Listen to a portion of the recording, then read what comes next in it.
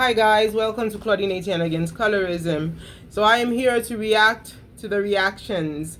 I was informed by Sweet Pea, shout out to Sweet Pea, that Rocio had called I am Marwa monkey about 10 days ago or 2 weeks ago in a video about fixing a project. It was about fixing his plumbing, I believe, in the house.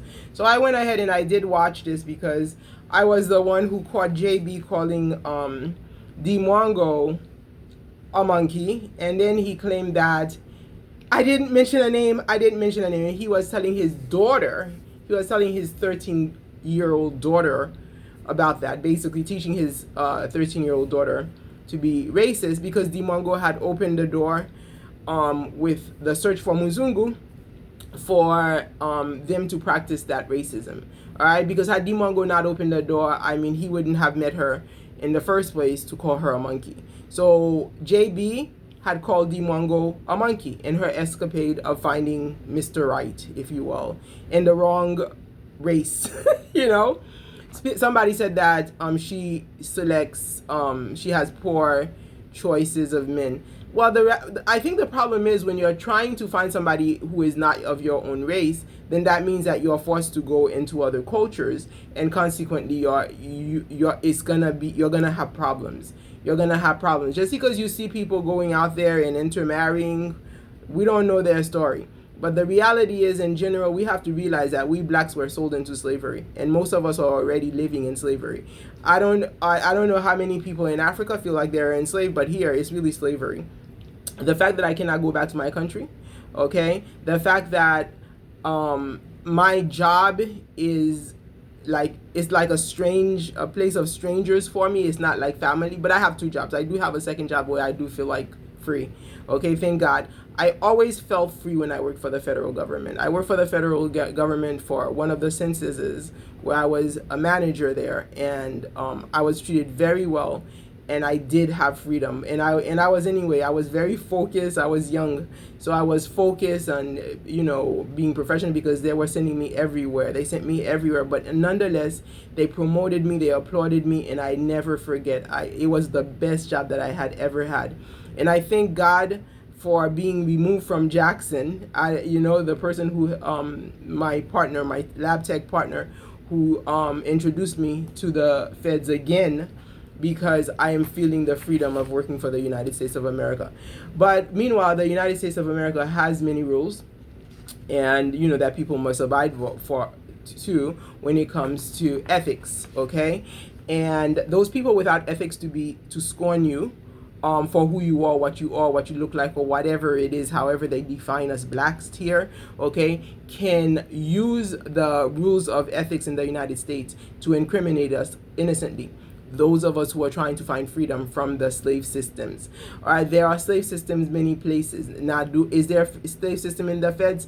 I don't know, because I love working for the feds. I don't have any problems working for the feds. So I cannot say like it's an American thing. It's a sub-community thing.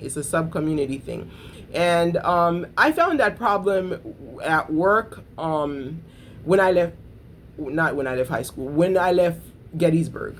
That's when I started having issues, when work was no longer nice people around me, you know. It was all people who did not look at me well, people who didn't know me. But for the feds, it's like I feel as if I'm just back home in Spring Valley, in New York, and the people know me. Sometimes you wanna go where everybody knows your name, and they're always glad you came. You wanna be where where people know whatever troubles are all the same. You wanna go where everybody knows your name. Guys, freedom is not a journey. It is a destination. Okay? Okay? It is a destination of people who are not gonna be malicious and use and twist laws to inhibit you from just living, who come into your privacy because they have their own premonitions about you, and then they will use their own as examples. That's wrong. okay? Especially I'm living here in Florida where life is not easy. But this is what happens when you take you are warned that Argentina is the most racist country in Latin America. In Latin America, when it comes to the term the monkey, I've heard it many Latin Americans, like, you know, if they can get away with it, I will hear them call blacks monkeys. I hear it all the time, you know, since I was in Gettysburg, okay? I started hearing that from Latin Americans. So that is a very common thing, and the thing is they're so comfortable with it as if they're entitled to do it. They may not necessarily say it in front of you, you know, but you can feel how somebody feels about you. And I'm glad that Rocio went ahead and did that. And the thing is, you know, that parallels with JB calling Dee Mwango a monkey.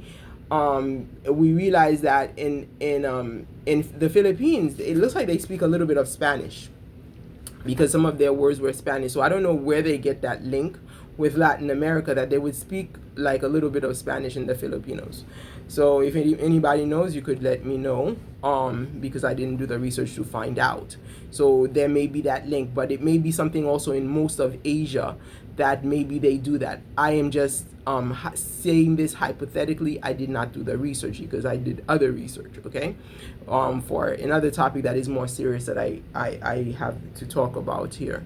So when it comes to Rocio calling I am Marwa monkey, it is his inviting her to do so. Does she feel this way about black people? She doesn't like African Americans. That's the beginning. All right, at least she admitted that with her own mouth. And she likes Africans. That may also be a satire when she said that. That may be a satire because she is obviously using Ayamara.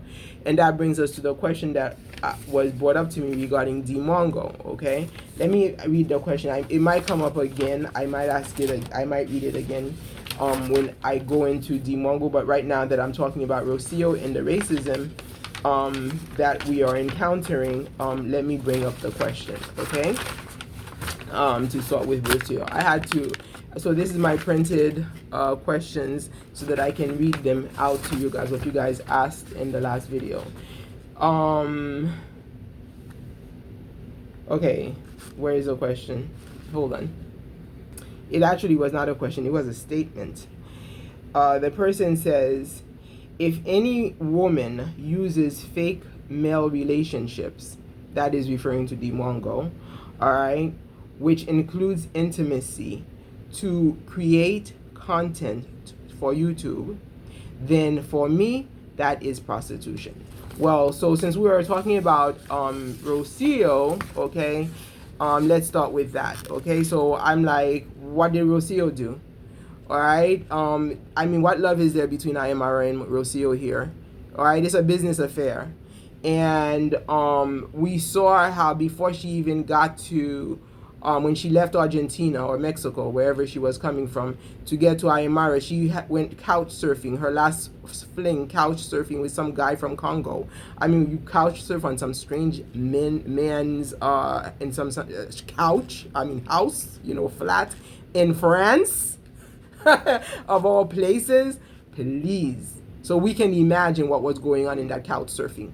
What kind of dives were happening in there, okay?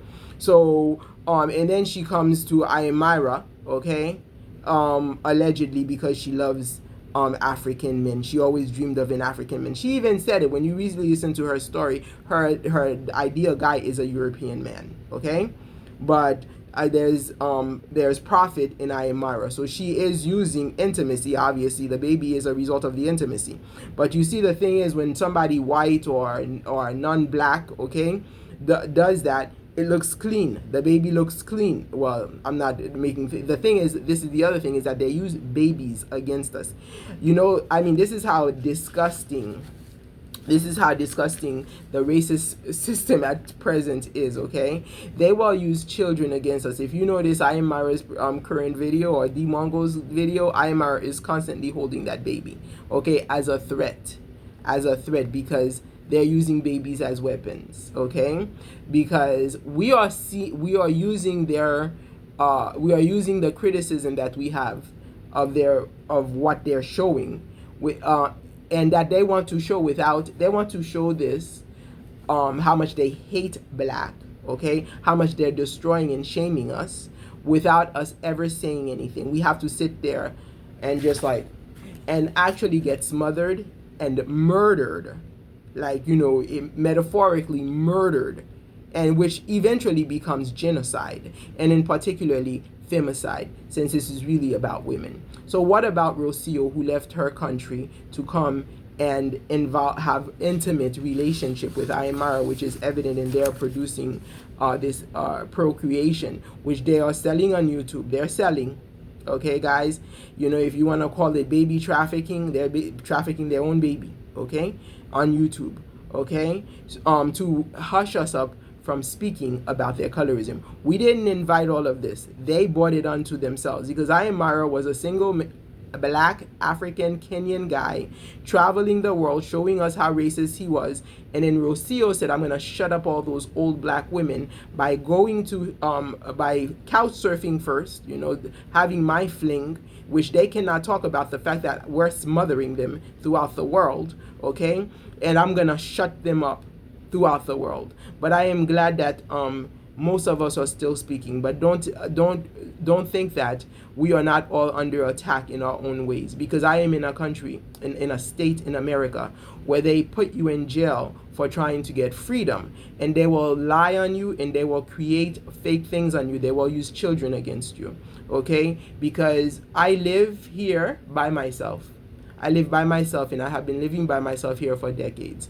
I have encountered a lot of colorism, a lot of racism, and I'm going to talk about some of the codes by which they approach us. A lot of racism. As a black woman, they scorn us so much. The hate is so deep. The hate is so deep that if they can't kill us, if it seems like we are flourishing, you know, somebody's very angry that all of a sudden this black woman has a voice. All of a sudden this black woman has other black people listening to her. So I may have here, sometimes I may have spies who will come in here. They will send spies, and they may send people who will sound like adults who they may be using to sound like, to become children, so that they can tell me that I was communicating with kids. So right now, as we are speaking, help! They are using kids against me. So if you are a kid, I don't want you here, because this is a black woman who's in slavery. And I'm sorry if I sound crazy to you, but I'm sure that I do not sound crazy to my African people, from whom people like Marwa sold my ancestors. And this is why I have to live this system, and I have to figure out this system as I survive. Help me, help me, help me. So they can even use this video. They're gonna twist this video and use it to say, oh, this woman was crazy, okay? This woman was crazy. So let me break it down for you as I explain to you what Rocio has done, okay? So she is doing the same thing that this person, the name starts with N, when she questioned Dee's use of fake relationships, okay, which involves intimacy for YouTube. Okay, this is serious matter. I'm not doing this for children. All the people who are making YouTube channels, okay, they have that freedom. So why shouldn't I? Could anybody here who is from Africa tell me, why shouldn't I have the freedom to speak and to say this is how the racism is practiced, to say this is how the colorism is practiced? So guys, help me out here. I am being challenged, okay? I am being challenged, and I have seen the mechanisms that are used, okay? So I'm asking you to help me in my acquisition of freedom from a very racist system. Okay, so I hope that answers the question that Rocio also did the same thing. She did the same thing. And now she infused herself among us, okay, as not only a spy, but specifically coming up with the codes to try to shut us up, okay? And she's using intimacy in order to do that, okay? She used intimacy in order to procreate. So now she has a baby, so we can't talk about the baby, okay? Because that's her weapon. That's her weapon, okay? So I don't know if that's not the P word. Anyways, and it's being used to enslave us because it's being used as a weapon against black women. And it's not even black men, because the men who are doing reactions are not reacting anymore. So it's the black women. So you realize, if you see all these black women reacting about I Am Myra, there's a problem that we all have that we need address. We need to address, and that I Am Myra has presented as the means for us to address the problem. And now the beauty of it is that they're showing the code. The Rocio infusion into this system is part of the code. And I can tell you what, if it were a European, it wouldn't be the same. I guarantee you, because Rocio is in the Americas. Okay, the Americas is a practice, I think, among the harshest slavery in all of history, as they have continued to enslave blacks, and right now they are enslaving us. And this Rocio is a weapon, okay, that is placed within Nyabuanse to attack us reactors who are black, okay, and living in enslaved countries who are undercover practicing this, have societies or communities that practice the slavery. So let us go into that same question with Dee Mwango. So let me talk to you a little bit about that, and how Dee Mwango, I explained to you how Rocio infused herself and introduced herself. And not only did she do that, I mean, she also is separating. This is how they divide the family, because she is separating us from family. And the interesting thing is, she is using her own weapon, like, her own means of doing it, which is very low and base and cheap, okay, to make us look cheap, okay? Because what she does is she removes a sense of community, so that then they can come and they can put their little seeds in here to say that we are doing something else. Because in their slave codes, where blacks are united, we are supposed to be criminals, because we are united right here on YouTube. In my channel, I am a slave, okay? So since I'm a slave, and by the way, I use the word slavery like that, they also twisted that word with the same thing of idea of intimacy. The idea that blacks are saying that we are being enslaved, so they all of a sudden they start talking about sex slaves, okay? And then they put children, like and then they make it look like it's a white thing. It's almost like giving you a warning, you black slave. We scorn you so much. You better be warned about the Epstein case, and to the point where it's even Prince Andrew in it. So it looks like it's white when it's really against us blacks. The same way that white woman who came on the YouTube or wherever social media, I heard about Black Beauty giving that, okay, and claimed that she was married to a 25-year-old African that she met on social media. How many of us blacks do this kind of disgusting thing? How many of us do that? Yet we welcome on social media, and we will unite, okay? So they are taking the possibility that we will find freedom, okay, and then they are twisting it and perverting it into their own disgusting thoughts and minds and images of the beast that they create of us. As they say, we are monkeys. So they are creating the images of the monkeys, okay, towards us. Okay, so this is why Rocio couldn't wait. So I thought of two things when I saw that. Either it was choreographed, they could have said, okay, Rocio, I want them to watch this far, so when I get on, I'm going to purposely get on the tree and you're going to say monkey, monkey. But at the same time, it just came out too naturally, okay, that it was like she just could not wait to call that man a monkey. And that man didn't do anything about it. I mean, he made mention, like, he stopped calling her wife for a second there. He was like, oh, this is why you marry your girlfriend, like, a tall boyfriend or something. So he went back to boyfriend-girlfriend mode for a little while there. But the reality is, she called him a monkey. And she didn't only call him a monkey. She called all of the children of Nyabuanse monkeys.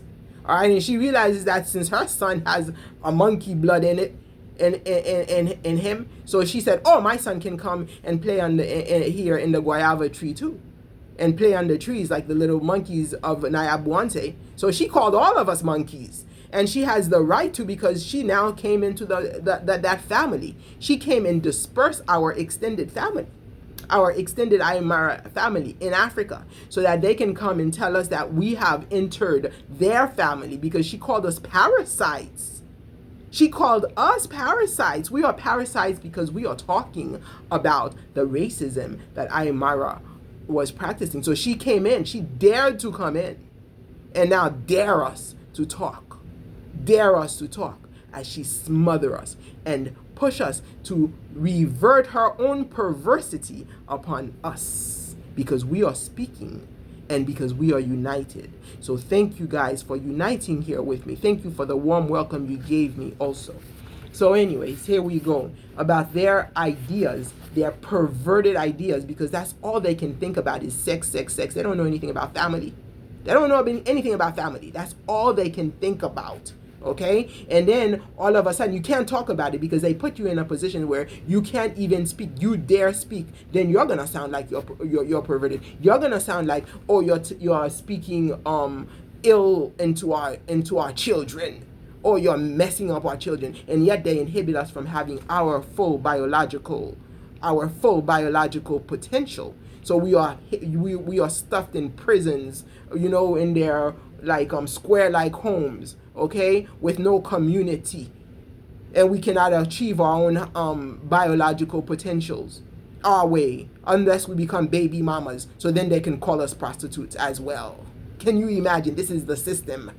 Okay, so here it is. Every time I come to it, I go off again. Intimacy, as we know it, should be private. Scorned are those who dare to put such things in public. Meanwhile, when I was young, romance novels, written by white women mostly, okay, such as Harlequin Romance and Sweet Dreams, okay, for those of you guys who came from my generation, you might know those. And then I used to read this V.C. Andrews. All right, she had some weird stories in there, man, crazy stories. All right, and it was for children, and I read them. So those romance novels, they littered public supermarkets and street vending stands, and I used to devour them like a hungry pup when I was a teenager, always in a book. I was a bookworm. All right, such private intimacy selling publicly for youth during my era. However, social norms are that the real life romance is not sane in public.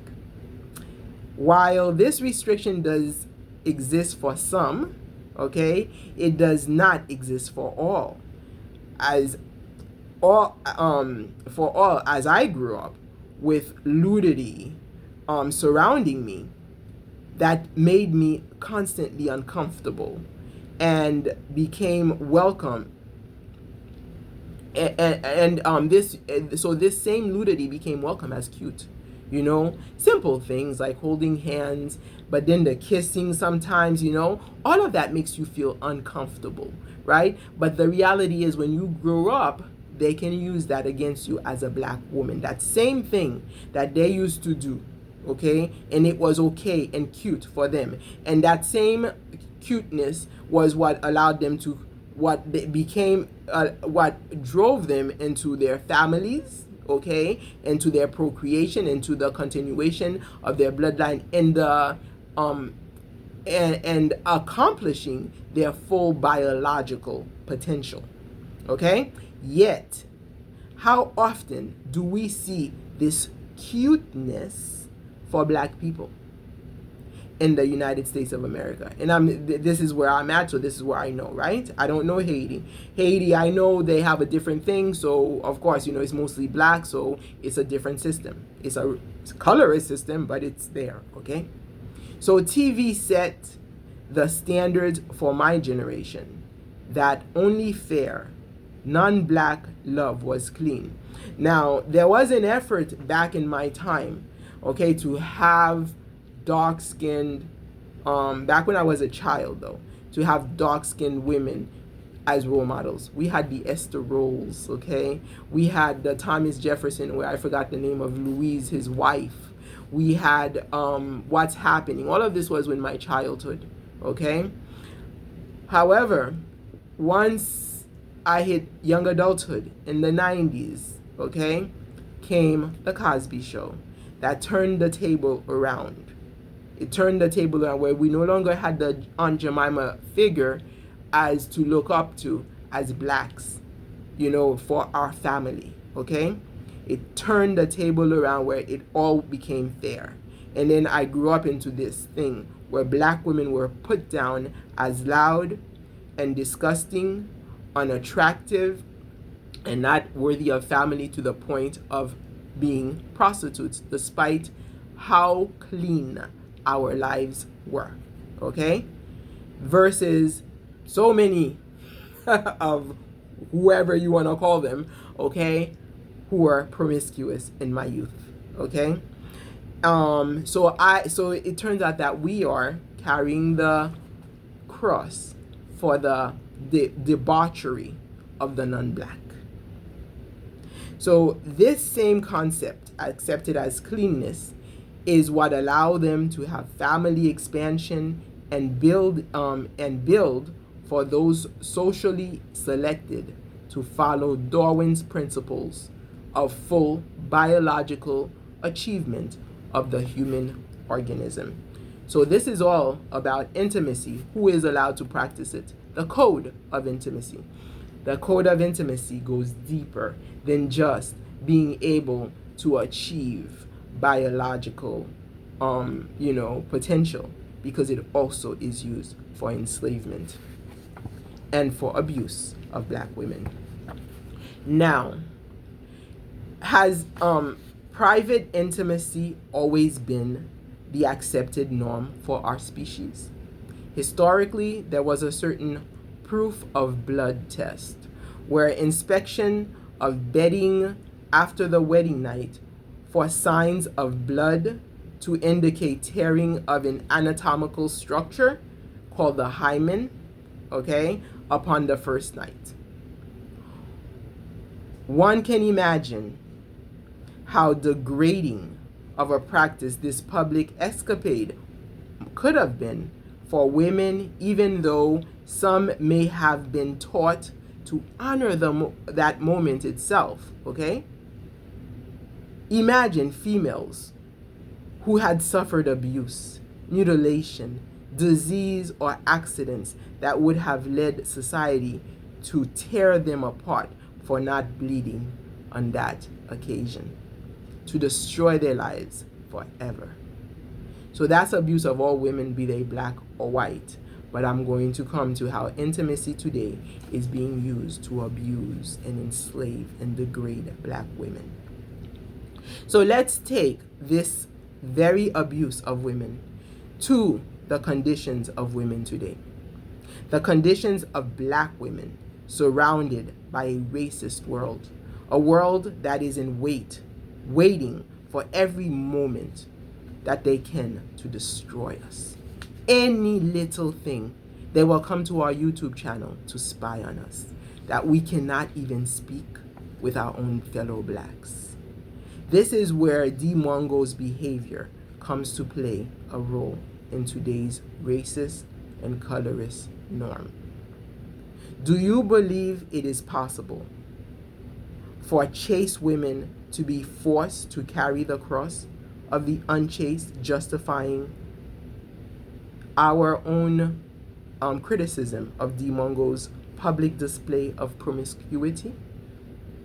Is Dee Mwango using the media to shame black women, thus exacerbating the plight of us fighting against colorism? And how so?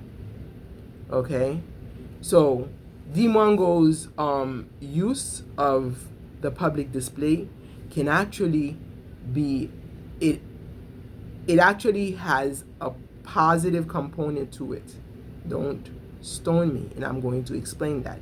But of course, the negative component is that they're gonna say this is how they are, okay? Because they put us all in the same category. They don't know they cannot differentiate what we look like. And this is why Dee is my black sister, my fellow black sister. For the person who contradicted themselves in a comment, okay? This person who contradicted herself, Elizabeth, says, Dee is not your daughter, Dee is not your niece, nor is she your sister or cousin, but you have the energy and time to bash this young lady, and that is ageism right there, because she suddenly she specifically put young because she said it before. She said something before to emphasize that D is young and I am old. But somebody responded for me because I do have warriors here. Okay, this young lady on the internet, you are evil to the core. Why do you do such a thing to your own fellow black sister? Wait a minute, didn't you just tell me that she wasn't my sister? You just told me that she wasn't my sister, and now you're telling me she's my sister. So, Elizabeth, do you know what you're talking about? Do you know what you're talking about? So your pronoun evil, I think it may apply to you, not to me. Okay? Not to me. So why would I be evil? Because I am showing how racist you guys are, how colorist you are. Is that what makes me evil? Because my use of criticism of Dee Mwango is showing the racism. Okay, so anyway, I just wanted to say that. But anyway, thank you for sharing, because it's good to hear different point of views, but this is my rebuttal on what you had to say. You contradicted yourself. Okay, so what do you have to say about that? All right, so nonetheless, all right, the other thing is when we have people who are taking up for Dee Mwango like this, okay, they can help her actually become successful so that we end up carrying the cross, okay? Because then they're gonna say, okay, what she was doing was good. Because you see, guys, Ronald Reagan, they claim he said it. I don't know if he was the first one, said, freedom is never more than one generation away from extinction. Okay, so it's something that we have to fight for every single day. Every day we have to fight, and we are here, right here on YouTube, fighting for freedom. So, so the people can think however they want to. They make their rules, they change their rules on you. Okay, so what you thought was moral and ethical, all of a sudden they're gonna make you look immoral and if unethical. And but then again, if the people who want to do that, okay guys, if the rules of morality and ethics, you know, still are in application and they can't do it, okay, then they will twist the rule to make you look unethical. Okay, so this is the way it is. So nonetheless, people like that, so Dee Mwango can attract people to help her show us that we are wrong by saying that what she's doing is wrong. She can do that. So this is why sometimes such behaviors you ignore. But the problem is I have to acknowledge the behavior because it was used against me. That same behavior that Dee is using, the behavior of promiscuity, was used against me. But before I do that, I have to take into account that Dee Mwango may not know better. Okay, so she may be my little sister. Okay, that I need to tell, you know, Dee Mwango, you need to do better. You know, you need to stop jumping around. Rather you stay without a man than having all these guys. Just say, you know, at some point you have to say, you know what, guys don't like me. Okay, I'm just gonna fight against colorism. You know, I'm just gonna fight. Okay, don't do that, Dee Mwango. It looks bad. I understand that you do have the desire for a future, okay, but if a guy doesn't fall heads over heels, that's even better for you to be able to tell the truth. Just accept the truth, what it is, because here you have now your sister-in-law, okay, is calling all of you monkeys, including us, because we're all monkeys, we're black. Okay, anyways, well, as we have seen in the old practice also of intimacy, intimacy is often used by humans to abuse those who they have casted as lowest in their society. Okay, like those girls who may have been innocently pure but didn't bleed. Okay, that they would have been casted evil in like the whole public. Okay, those profiting, listen to this, guys. I wrote this today. Those profiting from the public sale of intimacy are not usually the ones being socially castigated. Okay, so even though we see Dee and we're talking about, which is a good thing, because if none of us talked about it, then it would be worse for those who keep their dignity. Okay, usually the punishment, okay, targeted towards a minority who have no voice is targeted. Usually the punishment is targeted towards a minority who has no voice, okay, and a minority that is estranged from community because no witnesses, okay, and placed in engineered isolation by discrimination. Because these they cannot speak on one, because they cannot speak, no one will listen or hear what they have to say, okay? And I don't know if you've noticed that in some communities, people do not help those who are asking for help, okay? They go for those who are popular, whether those who are popular are right or wrong. And I guess the only accepted norm for me to use as an example in this community is Hitler. All right? I mean, I wasn't around to know, to have my own opinion. Okay, like I have my own opinion about Trump, right? All right? I don't mind Trump at all, I think Trump was the better candidate. I have my own opinion, okay? Now, if, in history, I don't know what his reputation is going to go into. So anyway, but nonetheless, I'm using Hitler based on his reputation today. Okay? So all of the Germans, they went for him. They went behind him. They backed him up, whatever reasons that they had. But nonetheless, they backed him up.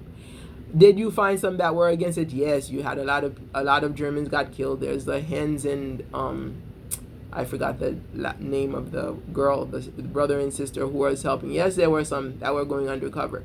Hey, if there ain't people going undercover, we would not be here supporting me against my oppression. Those who come and listen, those who give me comments. Okay, you wouldn't be here if there were not Henzes and his sister here, like the Nazi time. But nonetheless, the majority will go for that. That is a mockery of democracy, okay? A mockery of democracy as they attack, because they will use democracy, which is the populists, okay, to attack. And this is why it's important. Freedom is not a journey, it is a destination. The community who surrounds you, how do they see you? Do they know you? Or are they going to use stereotypes to define you? So, hence, you need to find your own community, people who will hear you, people who will listen, and no better way than to be on the World Wide Web, because that's where you can reach people from different walks of life, and among them, you will find humanity, and you will find your peace. For me, at least, in the state of being where I find myself in a very racist community.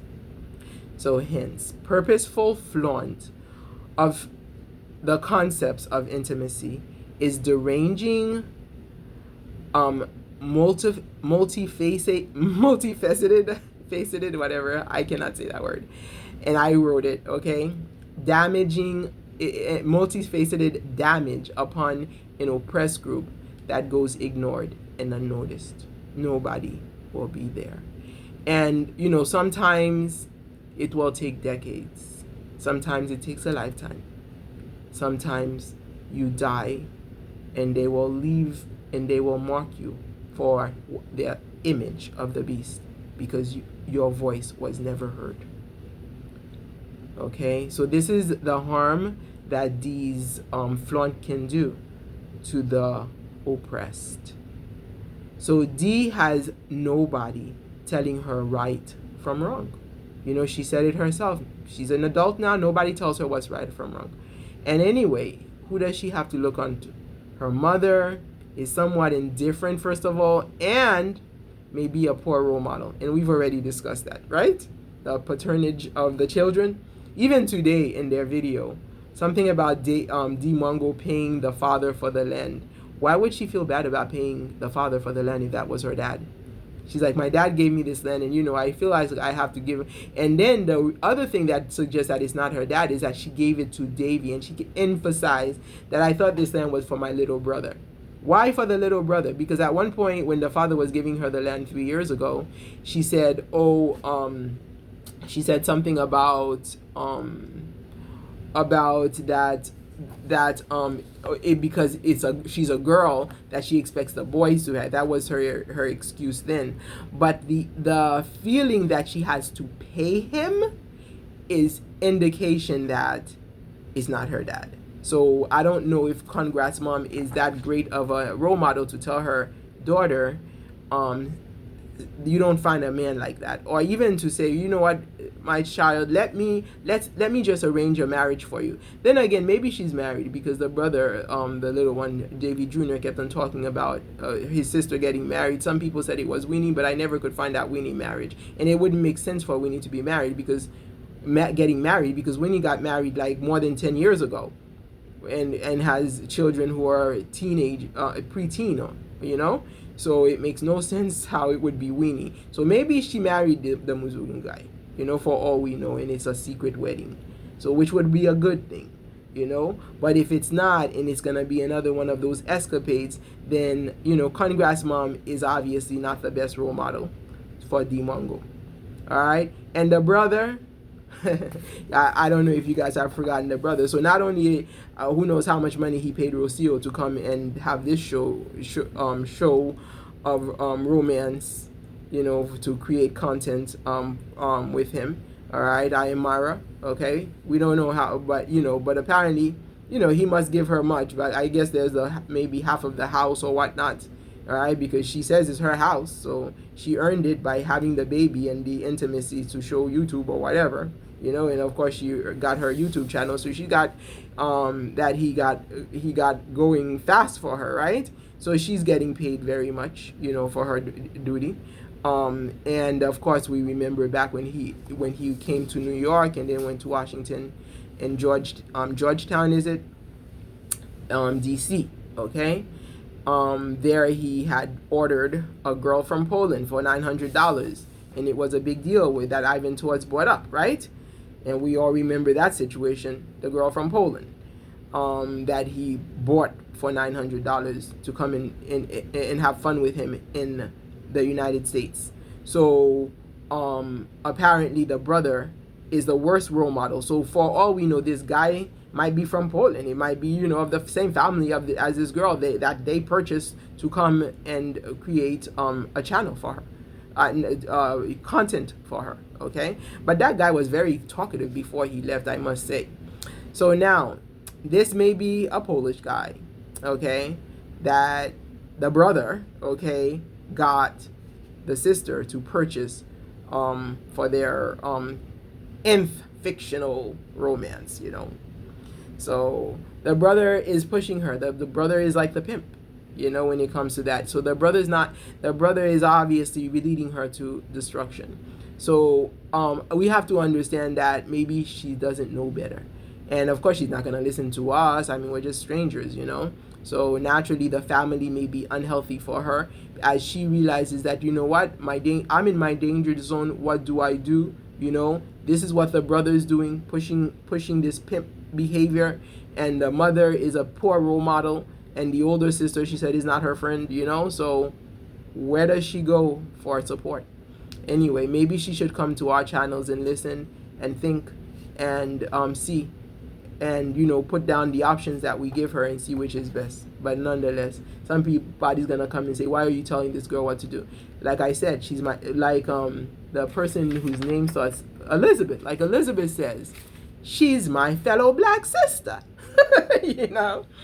So now let's look at some more comments that were made. So anyway, this answers the situation to the prostitution, and then Pat was on. I think it was Pat who said somebody with the N name. It's a long name. I can't pronounce your name.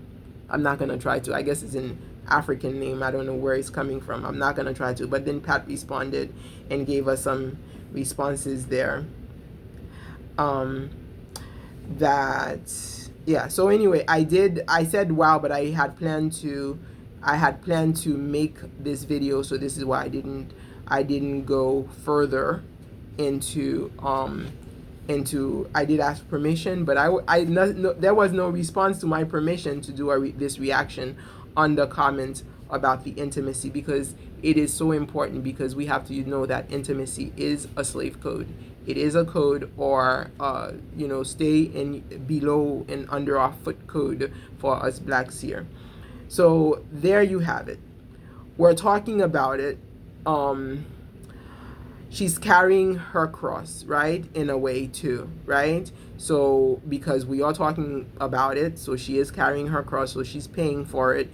And also the fact that her behavior may lead her into a destructive path, so it could be bad for her.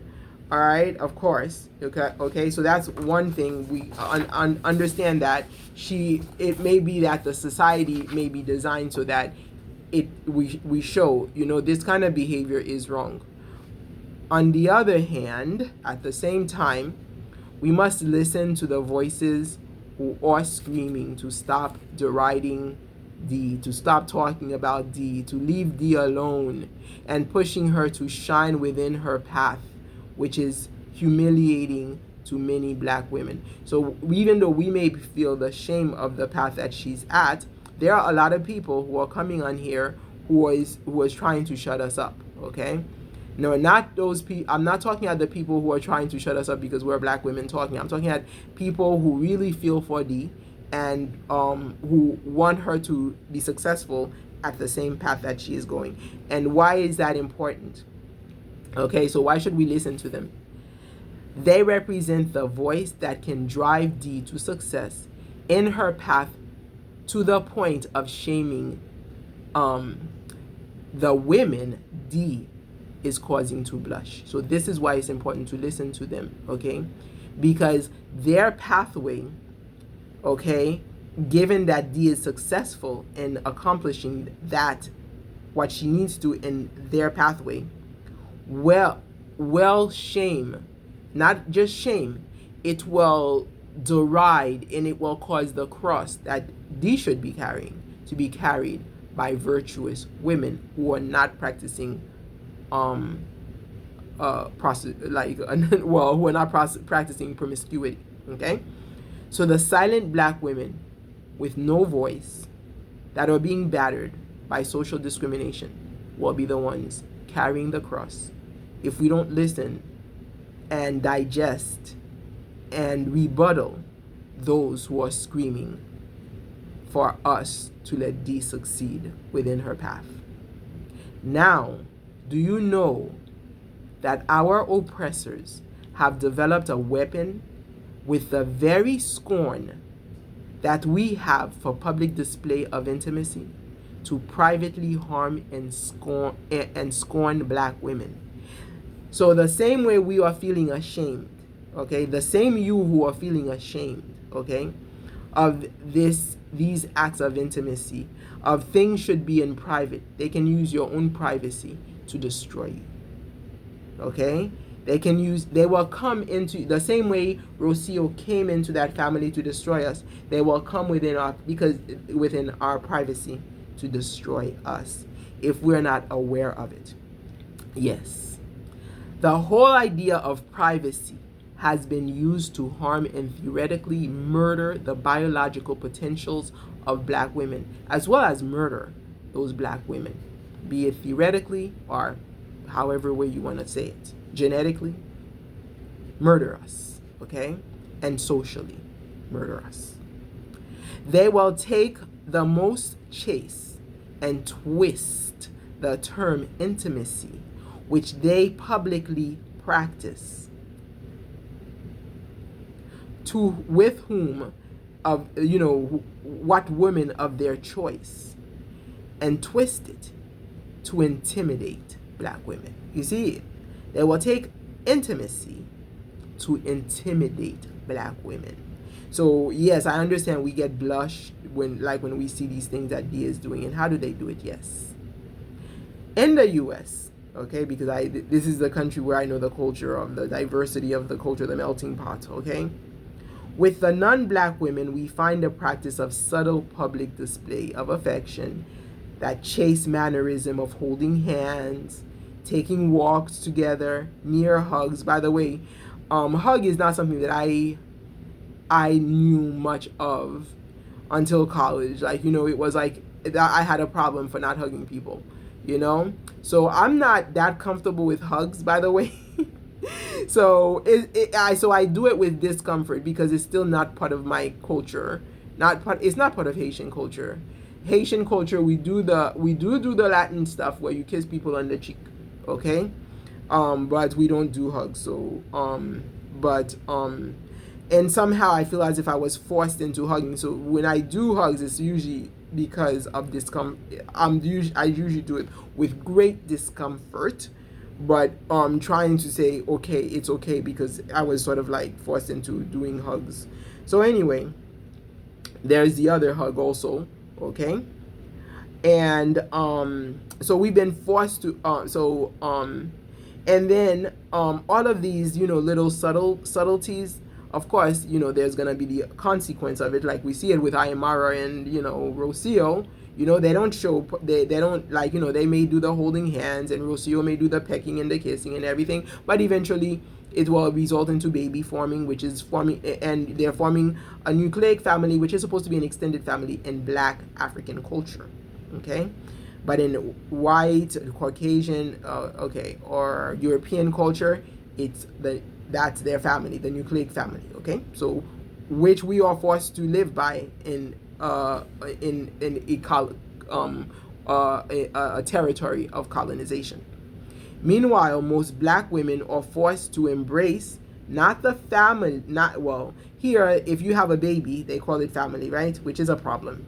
It's a serious problem, because then they forget everybody else. That's how they do our exclusion. You get into the family, like Rocio, get into the family and start chopping off people as you desire, as is needed to keep your system flourishing, okay, to destroy all of the Blacks. So the Blacks are forced to embrace the title of baby mama, okay, if they want to continue the preservation of their genetic code. That's it, guys. Now, does that apply, like, is that black and white? No, it's not black and white. Today I was in the library after work. I think that I'm out of work today, so that's why I'm able to do this long reaction. All right, and I saw this, there was this white lady in the library, and she reminds me of America as I knew it, because there are a lot of white people who are very, like, kind, very kind, and nowhere near racist, or maybe if they have been taught a little bit things about Blacks, it's not so bad. But anyway, it has nothing to do with Black. With her, she was talking about adopting a son, and that's something that's very common in white America, that they adopt children, okay, because either they cannot have their own or whatever. So the white people, they have their own problems too. They have their own problems. It's not us only. But the problem is when it comes to colorism, okay, the problem is very deep, because once a person has like an ounce of Black in it, I heard somebody the other day saying that, the Creoles, they were talking about the Creoles of New Orleans, that they're not racist, it's just their behavior is just a mean of survival, because the ounce of Black thing in it, so they're trying to explain that colorism is a means of survival. It's not racism. So I'm sure, like, if you're mixed, you probably will be angry with me, because this is probably why I'm like, there's an effort to shut me up right now, okay, because I am saying this at one perspective, okay.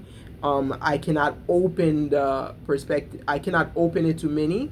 All right, yes, sometimes I have to consider, what about the oppositional view, but I'm saying it in the perspective of exclusion of Black women, exclusion, isolation, and estrangement of dark-skinned Black women, not even all Black women, dark-skinned Black women. Because if I don't give it the platform, then the others may come and suck me up, as they have done with colorism, where they twist colorism to being supporting the whole idea of what they were saying about the Creoles, being exclusive from the Blacker people, justifying it. So anyways, the Jamaican adage, Okay, so I didn't get to the Jamaican adages. I have to get here. So we are often approached in our prime for destruction. We blacks, we are approaching our prime for destruction with the idea of intimacy. We either succumb to becoming a baby mama, or risk genocide, or genetic lineage of our genetic lineage and identity murder through estrangement. Because, you know, like, you become a stranger for everybody. For everybody. And in the United States, for your, even those who are supposedly your family, because now they have migrated and created their nucleic family. So you're out, like Rocio is trying to do right now in Ayabuanse, removing everybody, so that it's just her, Maisha, and I am Marwa. Watch. So paradox. There's a paradox in this entire thing. It turns out that for those of us who need to challenge the system to expose the weapons of intimacy, we need to put the secrets of intimacy in the public square to defeat the harmful effects of intimidation. The Jamaican adage suggests that secrets, this is a Jamaican adage, okay? Secrets should be hidden in the public square. Like, if you have a secret to hide, you put it in the public square. And I'm sure that's not the first time I shared this with you. This was shared to me by an elderly Jamaican teacher when I taught it in the middle school. All right, and there is a power in this maxim. There is power in it. All right, it's more than one dimension. It's not only showing the difficulty of hiding secrets in Jamaican, I guess, lore, but it also reveals the powerful statement that may have helped the slave survive. You see, when you hold secrets in a scornful and oppressive world, you're constantly paranoid because they can be used against you. All right, they can use secrets to intimidate you, especially if the whole world is talking about it, right? And you know, it could make you unwell, you know, when you're holding everything secret. So usually we need somebody to talk to. We're social beings. Humans are social beings. So if you have your family, you can discuss with your family. But if you are racially outcast, okay, you need avenues in which to communicate with a community that understands. So if you are not afraid to show them what they are talking about, it may shock them as you publicly learn to fight against their scorn. Haitians are the opposite of the public square concept. Okay, they use the opposite of the public square concept. So here, if you put things in the public square, okay, everybody will see your struggle. Everybody will see it. So some will be able to agree, but you will have somebody who's going to say this is wrong. What they're doing to this person is wrong. Okay? All right? When they were trying to stone that woman in the Bible, she ran to the public square for Jesus. Yes, they said she's a prostitute. But Jesus heard her cry. Jesus heard her cry. Okay? So, well, if you are, so Haitians, what they will do is they will use the public square concept to intimidate and destroy black women. If we train ourselves to place secrets in the public square, then we will be able to battle the items they use to discriminate against us. Why? Haitians, I don't know, many people have this concept. I heard this African American once telling another lady that she was treating her like a stepdaughter. You know how they treat children who are not their own in Haiti, right? It's almost like they're sweeping things under the carpet. So when you're not somebody's child, okay, When the people are not around, they will treat you like dirt. And as soon as people are around, especially if maybe you have far relatives, okay, then all of a sudden their behaviors change. These people become Jekyll and Hyde, okay, when it comes to how they treat you in public and outside of public. This is why we need to put our secrets in the public square, because we are the stepchildren of the world. We black women who are under oppression. We are the stepchildren of the world. Stepchildren do not keep secrets. Okay? Okay, because stepmama and stepdaddy will find out and will tear us up. Stepchildren. Okay? We put it in the public square. Because mama and daddy, who are our step parents, okay, they will put us in jail with lies, with twists, with new laws. All right? They will destroy us. They will make our lives miserable until we die, and then put a cross over us that we were wicked. And how did this one say it? The one who contradicted herself, and evil. All right, so long as we are secretly guarding ourselves, so long as we are secretly guarding their ourselves, one of their codes is to use other black women to intimidate us. And this is the thing with Dee Mwango. Women like Dee Mwango, who was never taught not to hire love for profit. Okay? They will reward her at the end to shame us. Okay? So not only will they give her the profit, she will be rewarded with the love and the family and the happiness she wants. Okay? Because it will not destroy her, but it will destroy all black women, as she ends up with her mixed child, who's gonna be placed at the color hierarchy over us, okay? And she lives happily as they continue to make us carry the cross of the now woman with a mixed child. They will come on our channels and shame us to shut us up from showing the truth. Okay? They will twist our words. The truth of racism and of colorism, they will twist as if it's a crime to speak about. And they will not use those words. They're going to use words like, we used the words like intimacy. Okay? They will do all kinds of things. Do you understand how much they hate us? That's the hate. That's hate. Okay? Since we dare to show and tell. We monkeys dare to show and tell. So, therefore, they will use black people like ourselves, or anybody, anybody, to age shame us. That's why they're age shaming us. Because we are black women speaking. So we're black old witches. Oh, that's what Dee Mwango and Marwa had called us anyway. They will age shame us. They will body shame us. We're fat, they called us. They will content shame us. Okay?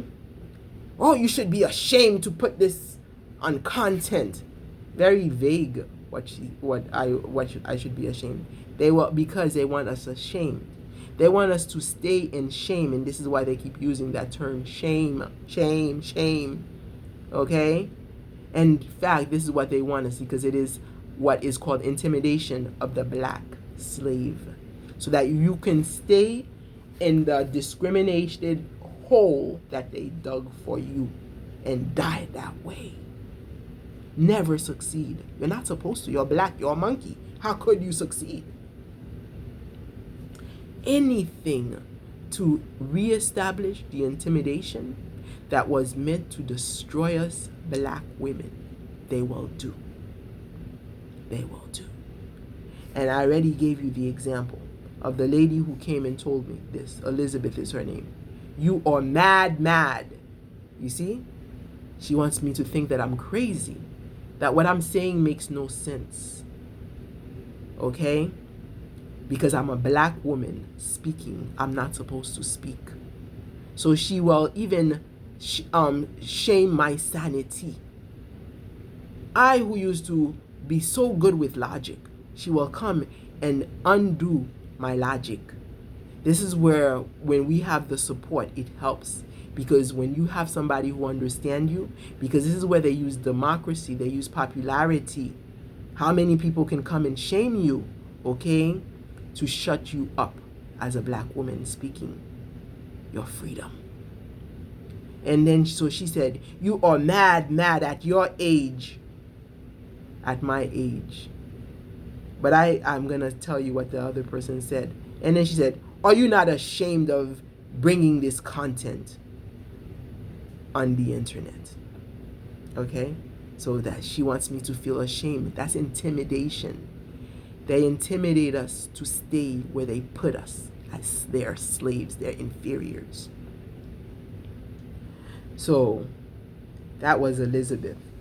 But I did have my sister who came and told them that I didn't record it. I didn't print it. Told this Elizabeth, what is she talking about when she talks about age, when she's trying to age shame me? You know, Matiko is 29 years old, you know, and he's around Dee Mwango's age, right? The brother, what's his name? Davy Jr., okay, is in his mid-20s. All right? And she is emphasizing, here she talked about my age, and the previous one she talked about Dee being young. She's emphasizing youth, you know? So making me feel as if I'm inferior to young age. Yet, I know in African cultures, you know, they respect the older people, okay? That old age should be an item of respect, not an item for you to come in and talk like this to me and tell me that I should be ashamed of my age. I should be proud of my age, that growing old is a blessing because not everybody gets it. And I should be proud to be growing old gracefully, but you're not letting me grow old gracefully as I find my freedom, telling me that I should be ashamed to find my freedom. You should be ashamed to try to shut me up from finding my freedom. You should be ashamed in trying to enslave me. You should be ashamed in allowing the white man to have carried out hundreds of generations of enslavement and battery of black people. You should be ashamed of putting down a black woman for fighting for her freedom. But nonetheless, I did have my friend who came on here and told her what she had to say. Thank you, my keyboard warriors. So, at the time, Haitians have invoked intimidation with privacy. Okay, Haitians, they invoke intimidation with privacy. So this person came and was telling me ashamed. Now, if this person had done this privately, nobody would have seen it to come and talk to them, to come and let me know I'm okay. Somebody sees my sanity that she's trying to say doesn't exist. She can't see my sanity. Maybe she's the one who's insane, right? Oh, besides, she had contradicted herself anyway. No logic. And you don't even have logic, all right, to see that you identified me as Dee's fellow black sister, okay, after you told me that she wasn't my sister. You don't even have that logic, and you have the nerve to come and tell me that I don't have logic.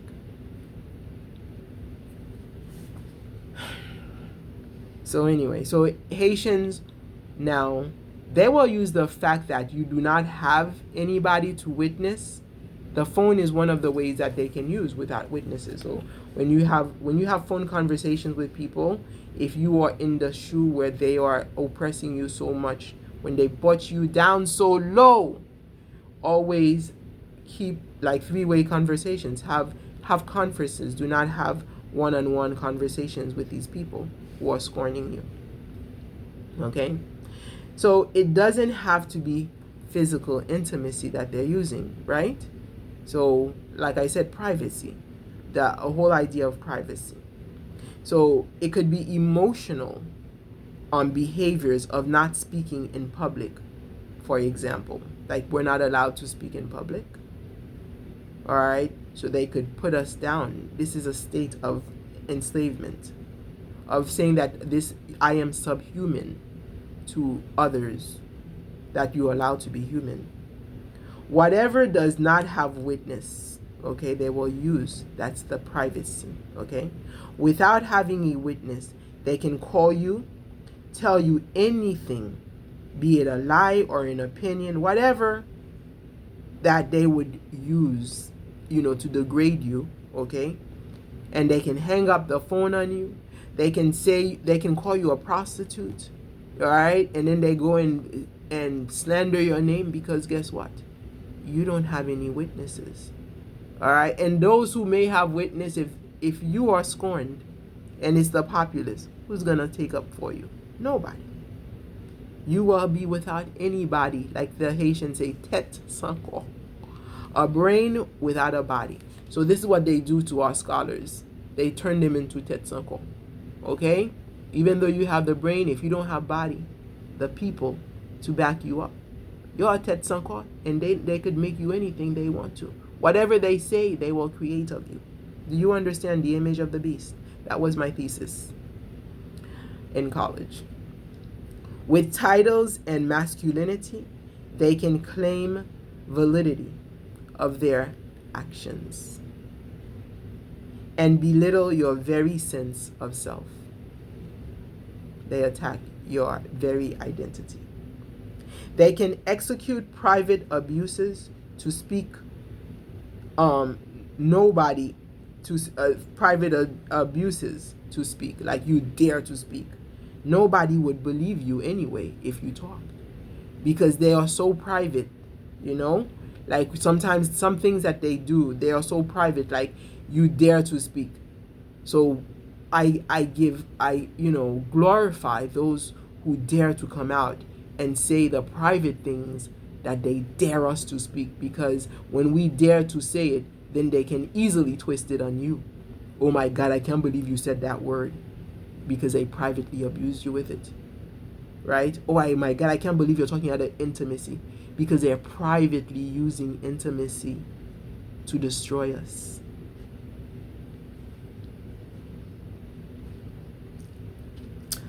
So we would be too shameful to speak, too afraid to speak. So I have to sit here and write a whole essay to explain the system, because anything I say, they would use against me.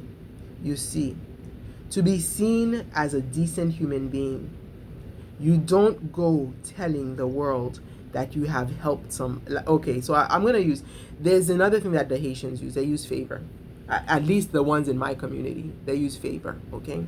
So the idea is, like me, for example, I don't ask for my entire life. Even my own mother has asked me, why is it that you never ask me for anything? You don't even ask me for money. You don't ask me for anything. I'm like, I'm glad I don't have to. Thank you, God, for the United States of America. God, guys, the U.S. is not that bad. There are laws that protect us because there was a civil war. And after that civil war, that institution of the Emancipation Proclamation, it's, certain laws, guys, are words, and there's power in the words, okay? It freed us. So even though the system is there to enslave us, we need to use the words to fight for our freedom. Freedom is never, Ronald Reagan, he was white, he was not black. Freedom is never more than one generation away from extinction. So we have to fight for it every single day. So you see, to be seen as a decent human being, you don't go telling people that you have helped people. So if you use favors, if they're using favors, and say you've never gotten favors, but for women, like for me, for example, I used to help people a lot. The reason why I help them is because it makes me feel good, like, it makes me feel useful. And it was the only way that I was able to communicate, was by helping people. But then again, somebody might call it prostitution, because I was helping people I wasn't using intimacy, okay, but I was using favor to help people, right, so that I could be in community. Okay, and then that's when I realized that's slavery. It's like because it went that deep. It went so deep as you're helping your own fellow Haitian community, and you're a black woman. Like, how dare you even be better than me, like to be in a state where you would be able to help me? So no, you're not helping me. You're supposed to be my slave. You're supposed to be being commanded by me. Okay? So when you have no witnesses, they're gonna use that very help to turn you into you were inferior. And how do they do that? How do they do that? Okay? Is they will manipulate all those things that I said about privacy, okay, to the point where you who did the help are gonna be asking the world to help you get out of that hole that they dug for you. You will be asking for help, okay? And when you ask for help, as I said, one of the better ways to solve racism is to put the secrets in the public square. So and when you help somebody, you don't go around telling people, oh, I helped so and so, because the Bible tells us you don't tell the right hand what the left hand had done, etc., right? Or the left hand what the right hand has done. So you don't go telling people. So you were taught that. You were taught a code so that they could use it against you. So basically, that's really what the Catholic Church, like those codes were, that blacks were taught a certain code of behavior, so that they can also use those codes. If you dare to use those codes to uplift yourself in the community as somebody, who is honorable, they will use those same codes against you. So if you use the code of helping people as an honorable person, okay, they're gonna and then you use the code of not telling others, or not having witnesses to your helping, just because you want to be honorable. They're gonna use the fact that they had no witnesses, okay, against you, because now you need help and you have no witnesses, so you have to tell your story in the public square. So now when you put your story in the public square, they're gonna come out and make you look like like an Indian giver, and the very bad taste of an Indian giver. Okay, like you gave, oh, this is how much I'm paying now for the little help that I got from you. This is how much I'm paying for that help, because you see, they never even saw you as friend, community, family, or whatnot to be helping them. Okay. In the first place, you are supposed to be their slave. So now once they enslave you, you stay there and you shut your mouth up. Okay? So this is a code, guys, of intimacy, okay, or privacy, if you want to look at the synonyms. So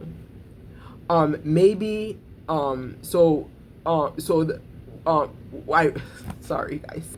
Anyway, so it is liberating when we start putting the dirty laundry out in the public square, okay? And some people are gonna scorn us because that's what they want in the first. That's how the code is. The code is, if you dare, so they dare you to speak.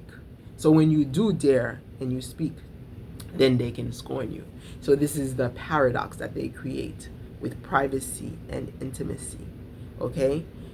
And then, of course, some of the things you cannot even talk about, because, oh, you're using nudity.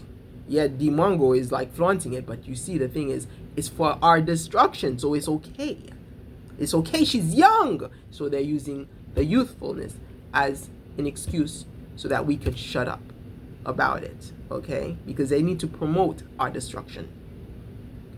So the U.S., unfortunately, despite how wonderful it is, okay, promotes the abuses by forcing us to silence, because the U.S. does not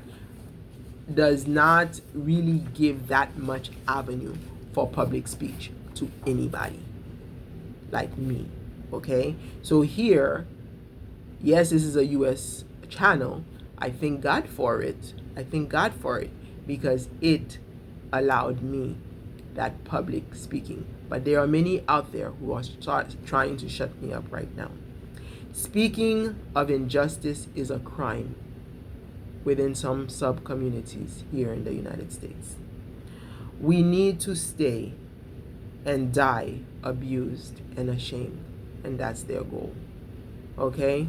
So regarding Dee Mwango's behavior, okay, it can be positive in a way where she will listen, and because she didn't know better, and she will carry her own cross, or it can be negative for the whole black community, for the whole community of black women who are under oppression, where we will be carrying the cross of promiscuity.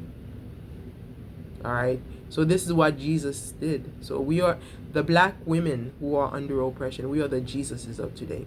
So if you get crucified, understand you were discriminated against in the first place, not because you didn't practice chastity, but because you were fighting for freedom.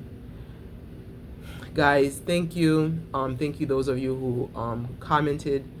Thank you, Elizabeth, for showing us your opinion. I was able to come and rebuttal it, and your opinion also invited me to the depth of the oppositional view and of the people who are promoting the destruction of black women.